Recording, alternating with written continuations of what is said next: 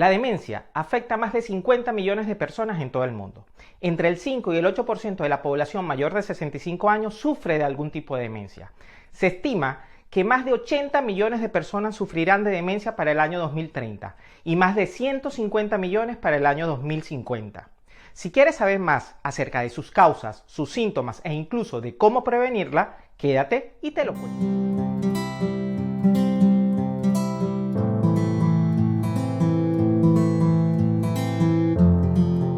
Hola, mi nombre es Carlos Suárez, soy médico y especialista en medicina interna y hoy quiero hablarte de demencias. Y es que las demencias son la primera causa de discapacidad y dependencia en personas mayores en el mundo entero y las mismas generan un impacto desgarrador no solo en quien las sufre sino también en sus cuidadores, que en la mayor parte de los casos son sus propios familiares.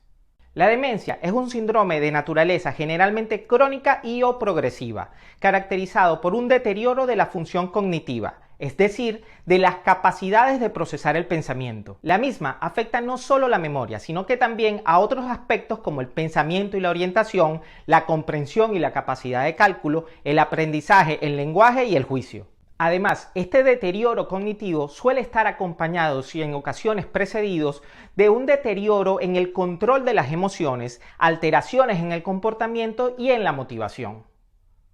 Es debido a esto que quiero hablarles sobre 4 puntos que nos ayudarán mejor a comprender esta entidad. Y estos son: cuáles son los diferentes tipos de demencia, cuáles son sus síntomas en las diferentes etapas evolutivas, qué hacemos para tratarla y cómo podemos prevenirla. Y al hablar de tipos de demencia es imposible no empezar hablando acerca del Alzheimer, el cual es la principal causa de demencia en personas mayores. Entre el 60 y el 70% de los casos de deterioro cognitivo lento y progresivo en personas mayores de 70 años se debe al Alzheimer. Los síntomas del Alzheimer suelen iniciarse con pequeños olvidos que pueden parecer inocentes, pero que evolucionan progresivamente.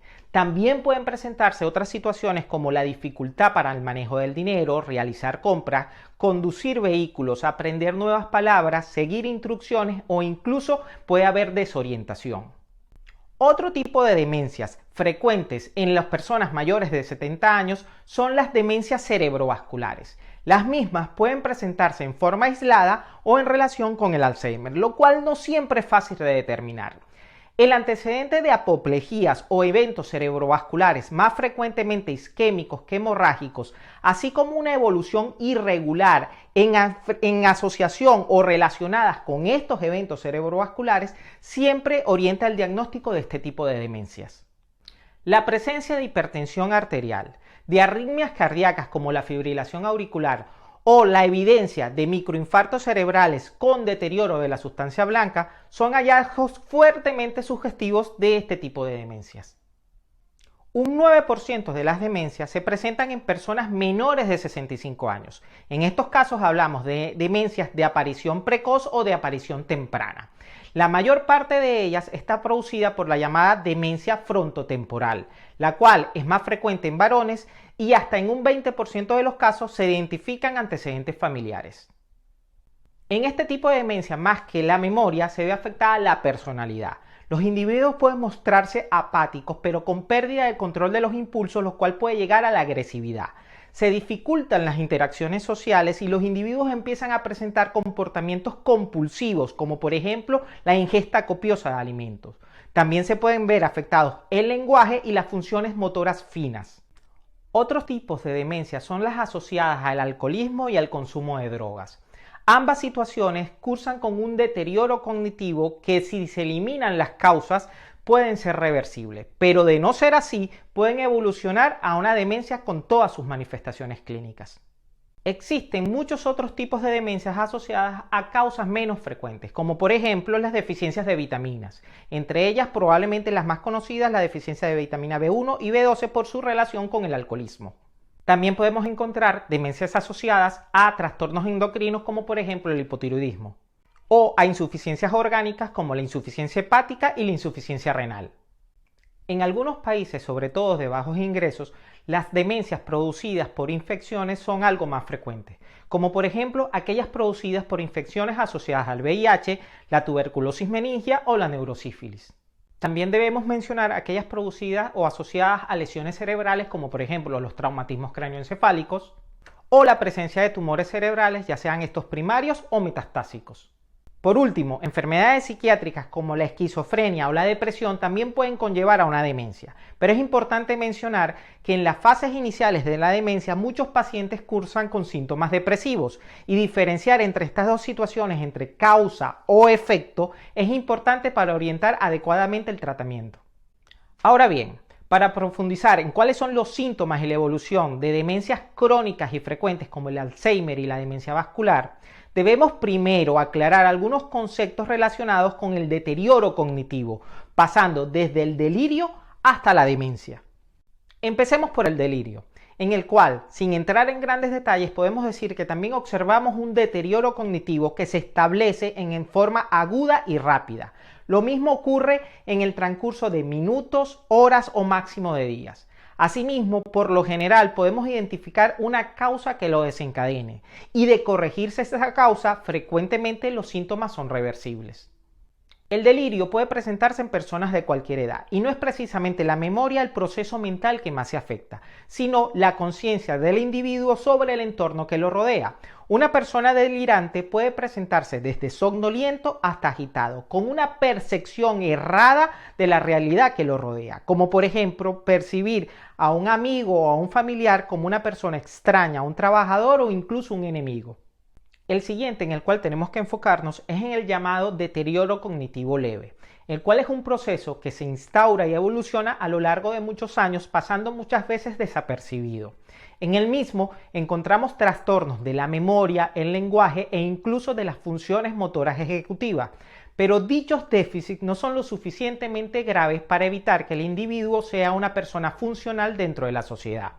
La importancia de esto radica es que en la mayoría lo consideran fases iniciales de una futura demencia, por lo cual podríamos aplicar medidas para evitar su progresión. Por último, tenemos el deterioro cognitivo grave, y como su nombre lo indica, en este los trastornos son tan grandes y severos que afectan la vida y la funcionalidad del paciente. En este punto vale la pena mencionar que existen diferencias en los criterios entre las asociaciones americanas y europeas para considerar un trastorno cognitivo como una demencia.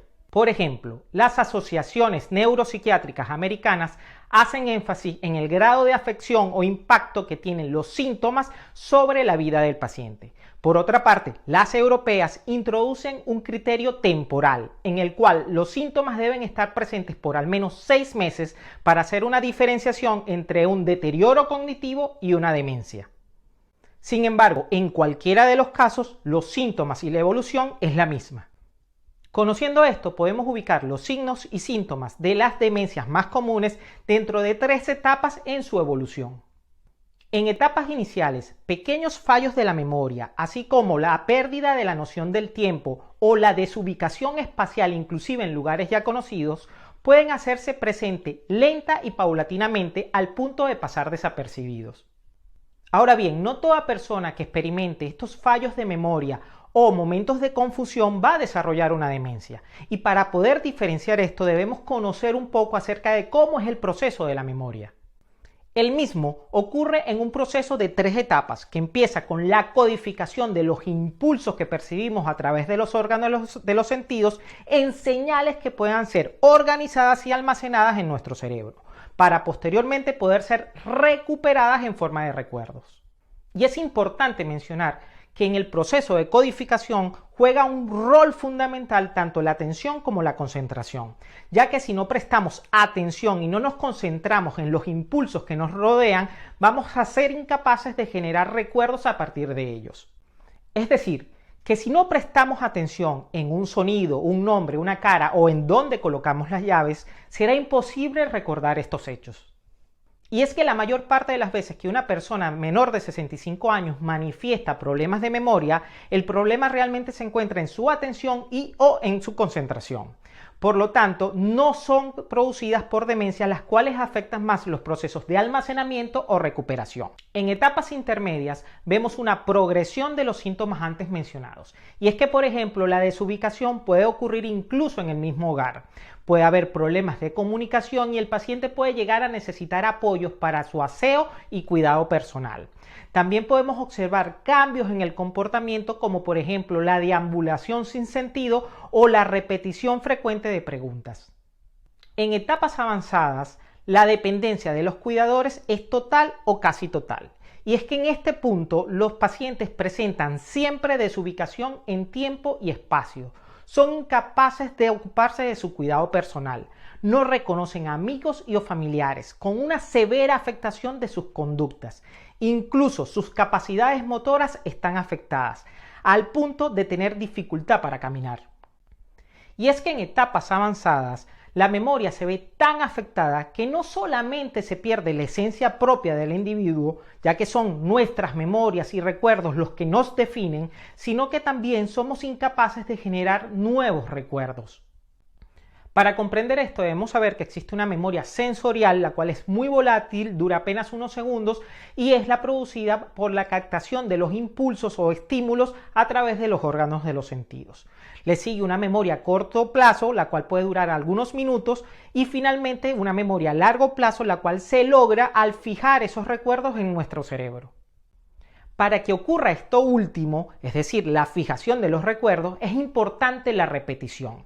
Entre más repitamos una información, más fija estará en nuestro recuerdo. Esto es la causa por la cual un paciente con demencia olvida con más facilidad los recuerdos recientes que aquellos que tienen mucho tiempo. Por ejemplo, un paciente con demencia cambiará los nombres de sus nietos o de sus hijos por los nombres de sus amigos de la infancia o de sus hermanos, ya que estos últimos son los que más veces ha repetido durante su vida. Pero entremos en el tratamiento, el cual lo enfocaremos desde dos puntos de vista: el tratamiento farmacológico y el tratamiento no farmacológico. En cuanto al tratamiento específico de la demencia, debemos decir que existen un grupo de fármacos aceptados para el tratamiento específico del Alzheimer. Todos ellos han demostrado disminuir la velocidad de progresión de la enfermedad. Sin embargo, ninguno tiene efectos curativos ni ha detenido al 100% la progresión. Asimismo, existen un grupo de fármacos como son los antipsicóticos, los antidepresivos, hipnóticos, relajantes y o ansiolíticos que son utilizados en el tratamiento de los síntomas asociados a la demencia, pero ninguno de ellos cura o detiene la progresión de la enfermedad. Además, es importante mencionar que todos estos fármacos deben ser indicados y cuidadosamente vigilados bajo supervisión médica, ya que muchos de estos fármacos tienen efectos no deseados, sobre todo en población mayor. Asimismo, el tratamiento farmacológico específico contra otras enfermedades o comorbilidades que puedan presentar estos pacientes, como la hipertensión, el hipotiroidismo, deficiencias de vitaminas o inclusive el tratamiento del dolor crónico, deben ser incluidos entre las medidas terapéuticas. Pero asimismo, las medidas no farmacológicas pueden tener el mismo nivel de importancia que las medidas farmacológicas. Y en este punto, las terapias juegan un rol fundamental en la terapéutica. Terapias como la terapia ocupacional, la terapia conductual o incluso la terapia del lenguaje pueden lograr que el paciente conserve durante más tiempo sus funciones y su independencia. La generación de un ambiente seguro y confortable para los pacientes es algo primordial. Ambientes como la cocina, el baño o las escaleras pueden ser confusos y peligrosos para estos pacientes. Es por esto que medidas tan sencillas como, por ejemplo, colocar anuncios o carteles que indiquen el contenido de las diferentes gavetas o estantes, o colocar protecciones o sitios de apoyo en lugares estratégicos pueden ser de gran ayuda. Por último, pero no menos importante, está darle la mayor cantidad de apoyo, tanto físico como emocional, a los cuidadores, ya que los mismos soportan una gran cantidad de trabajo y estrés. Medidas como contratar personal de apoyo o dividir el trabajo entre los diferentes miembros de la familia pueden ser muy importantes. En cuanto a la prevención, empecemos por lo más obvio. Medidas como el dejar de fumar, evitar el abuso de alcohol, mantener un control de peso y una alimentación saludable, así como controlar las enfermedades preexistentes como la hipertensión, el hipotiroidismo y o la depresión, son medidas recomendables. Sin embargo, quiero hacer especial mención y énfasis en la práctica del ejercicio, ya que es la única medida preventiva que ha demostrado disminuir el riesgo de desarrollar enfermedad de Alzheimer y demencias cerebrovasculares.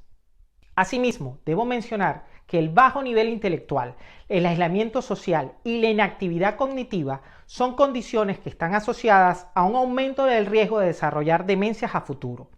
Por tanto, participar en actividades grupales, en actividades académicas o adquirir nuevas habilidades como por ejemplo el aprendizaje de un nuevo idioma son medidas que pueden ser utilizadas como acciones preventivas. Por último, quisiera recordar que vivimos en tiempos donde la expectativa de vida es cada vez mayor. Por lo tanto, educarnos acerca de una entidad como la demencia, que es tan frecuente en edades avanzadas, es un punto sumamente importante. Y hasta aquí el video de hoy. Espero que te haya sido de utilidad. Te invito a dejar tus preguntas en los comentarios. Si te ha gustado, no olvides compartirlo, darle me gusta y suscribirte. Nos vemos en una próxima cápsula.